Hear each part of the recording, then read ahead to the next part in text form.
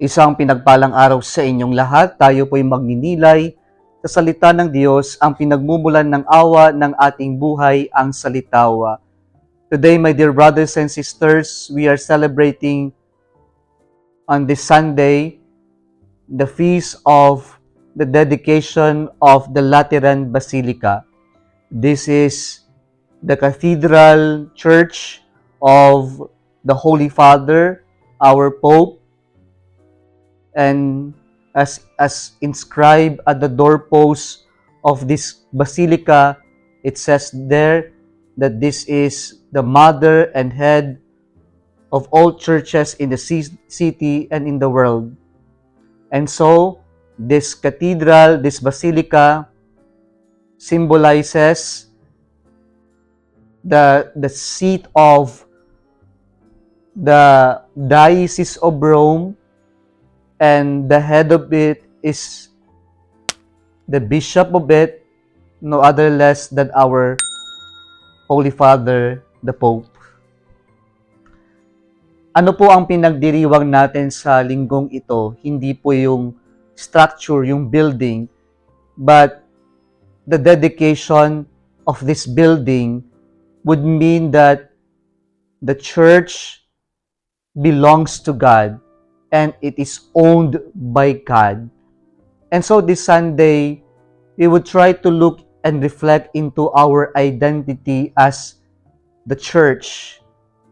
When we say the church, we do not only mean of the structure of the building, but the precise meaning of the church is the people of God. We who are baptized, we who believe in God, who are gathered together, worshiping God and sent by God for a mission. And so we normally hear and say, we are the church. At ano ba ang itinuturo sa atin ng ating mga pagbasa ngayong tungkol sa ating pagiging simbahan? In our first reading today, Ezekiel has a vision of the temple. And there, nakita niya yung tubig na umaagos mula sa templo, kung saan yung tubig ay galing sa templo na umaagos sa eastern part at bumababa sa Araba, and then madami itong nadadaanan at lahat ng nadadaanan ng agos ng tubig na ito ay nagiging sariwa at bago. Ano pong sinasabi sa atin? Na ang pagpapala ay ating matatanggap sa ating pagiging simbahan. Kaya po yung grasya na nagmula sa pag-aalin ng Panginoong Hesukristo ng kanyang buhay sa krus ay dumaloy na parang tubig sa kanyang tagiliran, at dyan po isinilang ang simbahan. Kaya sa simbahan po dumadaloy, umaagos yung grasya ng pag-aalay ni Jesus sa krus. Kaya po ang pag-agos ng grasya ng Diyos ay dumadaloy sa ating pagiging simbahan, at hindi lang natin ito aangkinin. Kapag ito'y dumaloy sa atin, na mayroon din tayong responsibilidad na padaluyin din ito upang sa ganun ang ibang tao ay makabahagi sa pagpapala ng Diyos. Ito ang ating pagiging simbahan. Yung nakakalungkot nga po sa panahon natin ngayon, ibang pagdaloy ang dumarating sa atin, baha, dilubyo, at mga kalamidad. At bakit po ibang agos ang dumadaloy sa atin? Ang sagot diyan ay hindi ito parusa ng Diyos, kundi ng dahil sa kasakiman nating mga tao. Kaya ang nature, ang kalikasan ay mayroong sariling pamamaraan upang maipaalala sa atin kung gaano natin inabuso ang kalikasan, ang natural na balanse ng mundo. Sa ating ikalawang pagbasa ngayong linggong ito, marinig po natin ang turo ni San Pablo sa mga taga-Korinto, sa simbahan ng Corinth. Dito po, there was a problem addressed by St. Paul, and the problem was about division. Many people were claiming we belong to Cephas, to Apollos, or to Paul. Pero sabi ang sagot ni San Pablo sa kanila, nobody belongs to Apollos, to Cephas, or to Paul. But sabi ni St. Paul sa ating ikalawang pagbasa ngayon, you are God's building. And this building is built on the foundation of Christ. And so at the later part of the second reading, sinabi ni St. Paul, you are God's temple. Ibig sabihin nito, mga kapatid, ang Diyos ay nanananahan sa atin. God dwells in us. And God continues to build us up. We are not finished masterpiece of God, and because God continues to build us up. Kaya po, kung atin itong kukunin, ang pagiging simbahan natin ay hindi po ito komunidad ng mga perpekto, pero ito ay komunidad ng mga makasalanan din, may kahinaan, pero nagsusumikap na maging mas mabuti at mapabuti.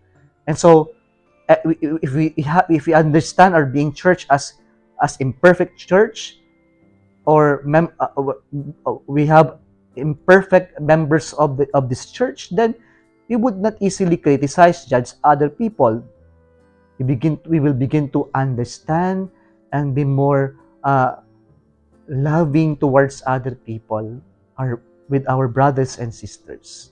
Kaya po napakahalaga, mga kapatid, na sa ating pagiging simbahan ay ma-realize natin na tayo nagkakamali, pero sa ating pagkakamali, tayo itinatawa ng Diyos, itinutuwid ng Diyos upang mapabago tayo at mas maging mabuti at mapabanal.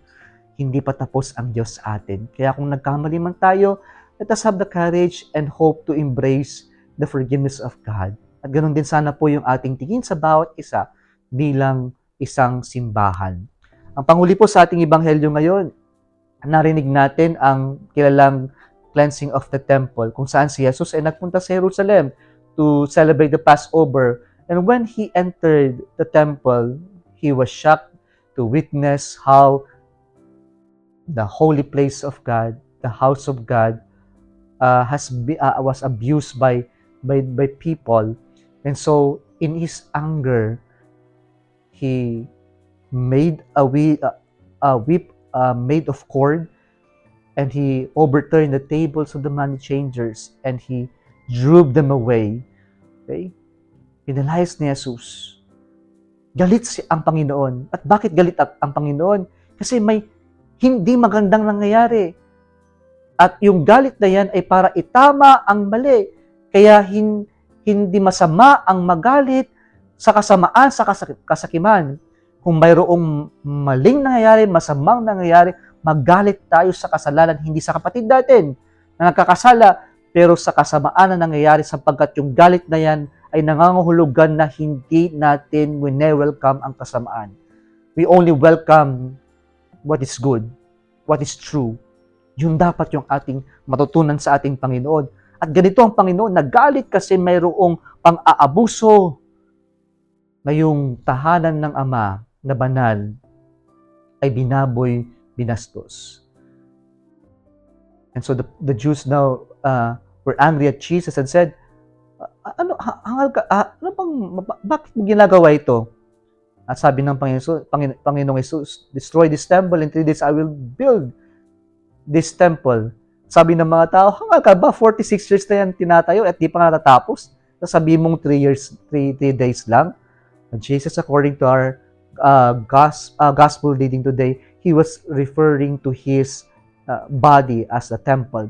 And so, the point of Jesus is the church is holy because of God. And we can only become holy in the presence of God. And when God is with us. And so, if we try to change and alter the use of things, when we abuse what has been entrusted to us, galit ang Diyos kapag inaabuso natin kung ano yung pinagkatiwala sa atin. Galit ang Diyos kapag yung inaabuso natin yung katawan natin o yung kapwa-tao natin sapagkat yan ay templo ng Diyos. Ang bawat isa ay templo ng Diyos. At ang bawat isa ay narapat ni respeto sapagkat ang bawat tao ay may dignidad at tayong lahat ay tinatawag na maging banal gaya ng ating Diyos na banal. Nawa mga kapatid, ang pagiging simbahan natin ay daan ng pagpapakabanal. Hindi lamang ng pagkakaisa, pero ang ating ma-encounter ang Diyos at sa ating encounter sa Diyos, tayo'y ma-cleanse, tayo'y ma-overturn yung mga hindi magandang pag-uugali natin so that when Christ whips us, when Christ whips us, when Christ, of our difficulties in life, when Christ overturns our not so good attitudes, then we are cleansed. And therefore, by this cleansing, by this act of cleansing, we become holy. And so when God cleanses us, then we make a bigger space in our heart for the Lord. Yan ang pagiging simbahan natin. At nagagalit ang Diyos kapag hindi niya tayo maangkin, sapagkat ang tayong kanyang simbahan ay pagmamay-ari ng Diyos at tayo lamang ay dapat mapasa Diyos sa ating pagpapakabanal bilang simbahan. Kung nagustuhan mo ang video na ito, huwag kalimutang mag-like, i-share at mag-subscribe sa Litao Facebook page and YouTube channel. Muli isang pinagpalang araw sa inyong lahat.